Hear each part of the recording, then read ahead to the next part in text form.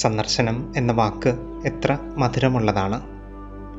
ഒരു സൗഹൃദത്തിൻ്റെ തണലിൽ ആയിരിക്കുന്നവർക്ക് പരസ്പര സന്ദർശനം തരുന്ന ഹൃദയാഹ്ലാദം ചെറുതല്ല. ബെഥനി എന്ന ഗ്രാമത്തിലെ കുടുംബം ക്രിസ്തുവിൻ്റെ സന്ദർശനത്തിന് അത്രയേറെ വില നൽകുന്നു. സഹോദരൻ്റെ വേർപാടിൽ വിലാപത്തിൻ്റെ കനമുള്ള ഭവനത്തിലേക്കാണ് ഇത്തവണ ക്രിസ്തുവിൻ്റെ സന്ദർശനം.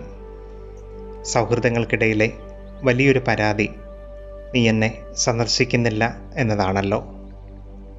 ക്രിസ്തുവെന്ന സുഹൃത്തിൻ്റെ സന്ദർശനം മർത്തയെയും മറിയത്തെയും മാത്രമല്ല, ലാസറിനെയും തെളിച്ചമുള്ള ചിന്തകളിലേക്ക് നയിക്കുകയാണ്. ഇനി സന്ദർശന ഊഴം എൻ്റേതു കൂടിയാണ്. ഒരു സക്രാരി സാന്നിധ്യ സന്ദർശനം പോലും അത്രമേൽ സൗഹൃദ ആഴത്തിൻ്റെ മധുരമുള്ളതാകുന്നു.